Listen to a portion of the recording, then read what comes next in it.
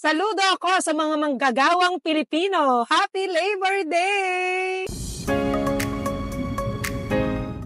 Ngayong araw na to, May 1, on the way kami sa Pampanga para sa aming PAMA Conference hanggang Sabado. Binabati ko lahat ng mga nagre-relax ngayon dahil holiday. Itodo mo na yan dahil deserve mo to.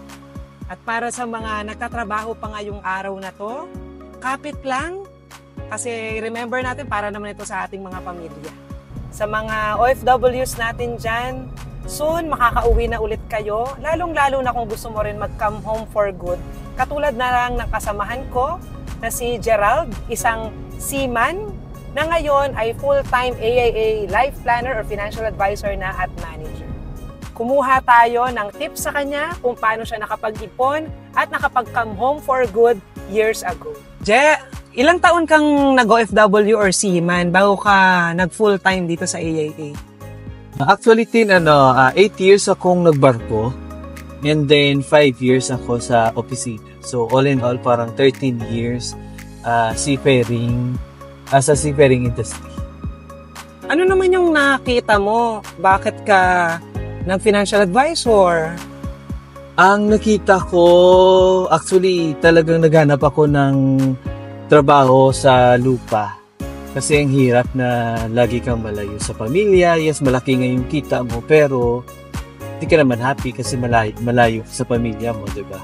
So, sabi ko, ano bang pwede natin gawin? Ano bang pwede kong gawin na trabaho dito sa Pilipinas? So, nag-work ako sa office, pero nakita ko tong AIA and it's a fulfilling career talaga ang pagiging financial advisor.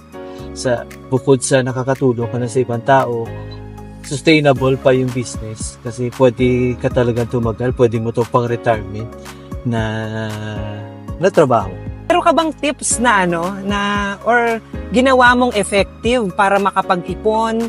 Kasi 'di ba pag dito ka na nagstay, bata ka pa naman, baka yung lahat ng mga naipon natin magastos lang din. Meron ka bang ginawa na or finalo na sistema para yung inipon mo sa pagbabarko hindi siya basta-basta maubos? Ganun? Actually, simulat noon pa nagbabasa talaga ako ng mga libro regarding financial planning.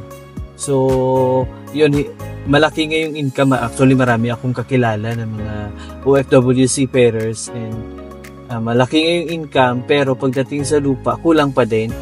And lalo na yung mga nag-retired na, hindi sila prepared. So, ang ginawa ko, talagang study, nag-iisip, paano mag-save, paano mag-invest.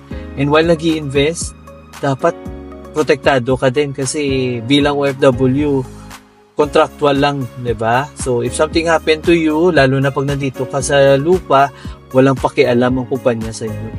Diba? So, pag nagkasakit, na aksidente o paano kung hindi ka na makabalik sa pagbabarko or FW, wala, sayang yung pinaghirapan mo ng ilang taon. Tapos hindi ka well protected.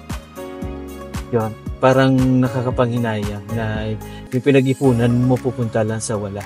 Kaya as early as on 20s, actually 30 years old, 29 ako nag-stop sa pagbabarko, and noon pa nagsisave up na ako, delayed gratification, ayoko yung panay bili ng kung ano-ano na material things na hindi naman nag-appreciate, diba? Katulad yan, most of us pag OFW gusto natin makaranas ng magandang sasakyan, bili ka agad brand new, pero hindi pa pala enough yung income natin to pay for that brand new car. O sayang, minsan ang dami, diba? Pandemic, nagkaroon ng naranasan natin pandemic. Sino yung mga nagka-problema, yung mga OFW na hindi mabayaran yung mga dues nila. So, ang daming nahatak ng mga bahay at saka sasakyan, no? So, nakakapanghinayang yun, team. So, dapat wise ka talaga when planning for your finances. Grabe, ang ganda nung sharing mo, no, Je? Tapos ang aga mo pa pala for good, no? 29 years old. So yung last question ko, ano yung nakita mo dito sa insurance industry? Kasi di ba ang dami naman trabaho pag nag-for good ka na dito. Marami rin namang business na pwede mong simulan. Pero bakit pagiging financial advisor ang napili mo at manager? Madami ko na rin mga business na inumpisahan, Tin. And halos lahat ng mga inumpisahan ko, hindi rin nag-prosper, no? Siyempre, may mga malalaking kapital din, nagpapalabas ka ng, ng pera, pero hindi ka sigurado kung magiging successful ba yun or hindi. Dito sa AIA, nung pumasok ako, ay, hindi ganun kalaki yung ilalagay mo ng mga capitalization mo. Di ba? Wala. Magkano ba yun? Oras lang. Magkano lang? 1,200 sa exact? Oo. Tapos 1,900 sa processing ng license. Napakaliit na capital pala lang. Oo. Pero, napakaganda ng career na to. Kasi, sabi ko nga, nakakatulong ka sa community. You were able to add value sa mga kakilala mo, kamag-anak, kaibigan. And sustainable ang business. Kasi definitely hanggang pagtanda mo, sabi nga nila walang retirement dito sa financial advisory career, no? Kasi kung mahal mo, gusto mo yung trabaho mo, kahit 60, 65 years old ka na, pwede ka pa rin kumita na nagmamanage ka lang ng tao. And tumutulong ka din ng mga advisor at saka mga kliyente mo. Wow, ang ganda. Ang ganda na pala ng mga na-experience mo coming from yung previous mga businesses pala na hindi nag-prosper, hindi naging okay. Kaya dito, nung nakita mo na konti lang kapital ang kakailanganin para makapagsimula ng business, hindi ka na nagpatumpik-tumpik pa at ito na yung sinubukan mo. No? Correct. Oo. So talagang ito yung nakikita ko. Lalo na sa mga OFW, no, na nagbabalak na naghahanap ng trabaho dito sa lupa.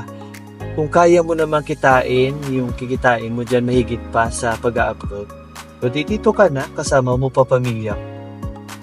Thank you so much, Je, para sa sharing mo.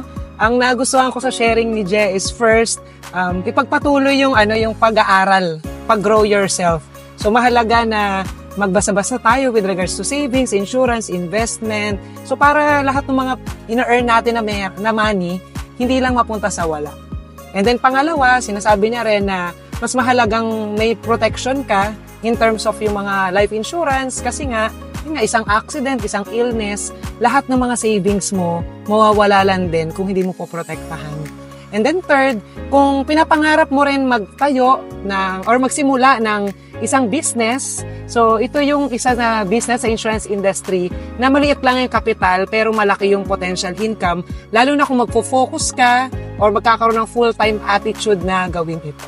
Kung katulad ka rin ni Je na naghahanap ng income or gusto na mag-for good dito sa Pilipinas, marami tayong opportunity na meron dito. So comment down below or i-message mo lang ka.